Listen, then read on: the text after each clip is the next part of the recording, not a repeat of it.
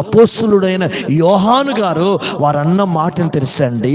ఇదిగో మా దగ్గర వెండి బంగారములు లేవు, కానీ నజరేయుడైన యేసు క్రీస్తు నామమును ఉన్నతమైన ఉపదేశము మేము కలిగి ఉన్నాము, నీవు లేచి నడువు అన్న వెంటనే పుట్టుకుంటి వాడికి నడక వచ్చింది. హల్లెలూయా.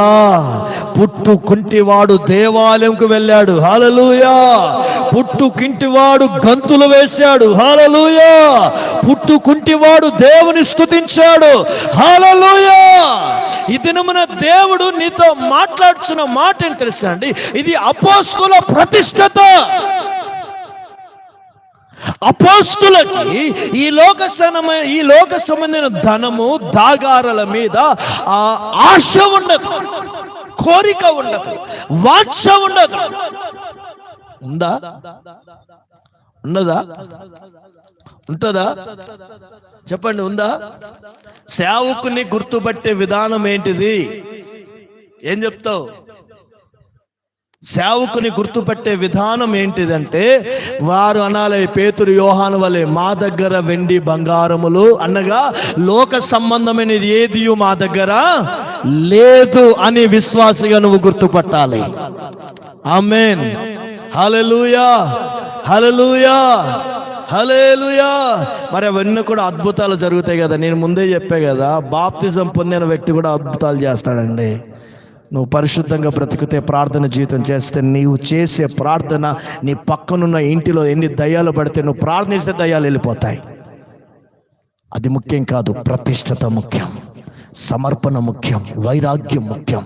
అందుకే దేవుడు నీతో అంటున్నాడు, దేవుని సన్నిధిలో ఒక చక్కని మాట రాయబడింది.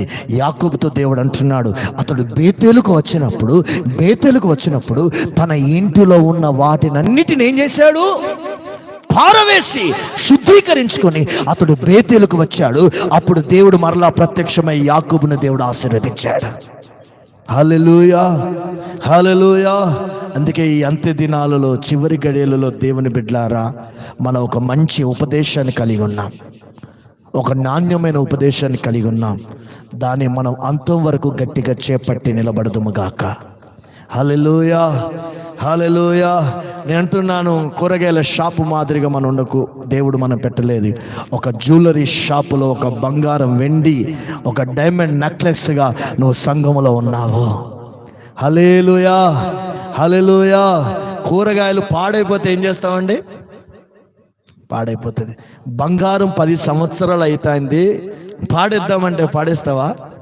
పాడే కొంతగా ఒకసారి ఇట్లా ఇప్పుడు అక్కడ పడి, అక్కడ గచ్చు మీద పడి, నువ్వు కళ్ళు మూసే తెరిసే లోపు ఒక వ్యక్తి తీసుకుని వెళ్ళిపోతాడు.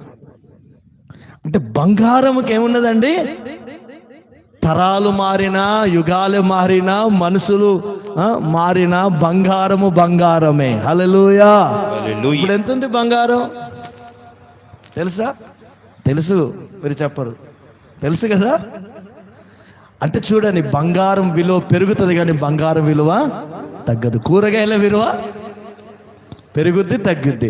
ఎంత పెరిగినా 50 రూపాయల కంటే ఎక్కువగా పెరిగే అవకాశాలు. మరీ పెరగాలనుకుంటే 100 రూపాయల కంటే ఎక్కువగా. కానీ బంగారం అయితే వేలు, లక్షలు లక్షలు లక్షలు లక్షలు పెరుగుతుంది. హల్లెలూయా. హల్లెలూయా. ఇదన సంఘములో అపోస్తలుల ఉపదేశం కలిగిన మనమందరము ఒక జ్యువెలరీ షాపులో ఉన్న నాణ్యమైన వంటి వారము. హల్లెలూయా. హల్లెలూయా. జ్యువెలరీ షాపుకి అందరు రారు. ఎవరు వస్తారండి? చాలా కాస్ట్లీ వాళ్ళు వస్తారు, చాలా బిలిగేట్స్ వస్తారు, చాలా మంచి దాని గురించిన అవగాహన కలిగిన వారే అడికి వస్తారు. అలాగనే ఈ అపోస్తుల బోధలోకి, అపోస్తుల ప్రతిష్టతలోకి రావాలంటే దీని రుచిని మనం ఎరిగిన వారు మాత్రమే దీనిలోకి ప్రవేశిస్తారు. ఆమేన్. హల్లెలూయా. అందుకే మన ఆ ఉపదేశాన్ని ఒక కిరీటంగా ఇచ్చాడు దేవుని బిడ్డలారా. ఆ కిరీటాన్ని నేను కాపాడుకోండి, ప్రభు రాకడికి ఎత్తబడండి. ఈ దేవుడు ఈ భూమి మీద మనకిచ్చిన కిరీటములు పరిశుద్ధతను ఒక కిరీటముగాను, అభిషేకమును ఒక కిరీటముగాను, శ్రమల జీవితమునకు కిరీటముగాను ధరించి అపోస్తుల ఉపదేశమును ఒక కిరీటముగా దేవుడిచ్చిన దాన్ని కాపాడుకొని ప్రభు వచ్చు దినమున రాకడలో ఎత్తబడుటకు సిద్ధపడదాం. దేవుడు అట్టి కృప మనకు దయచేయును గాక. ఆమేన్. అందరం మోకరించుదాం, ప్రార్థన చేసుకుందాం.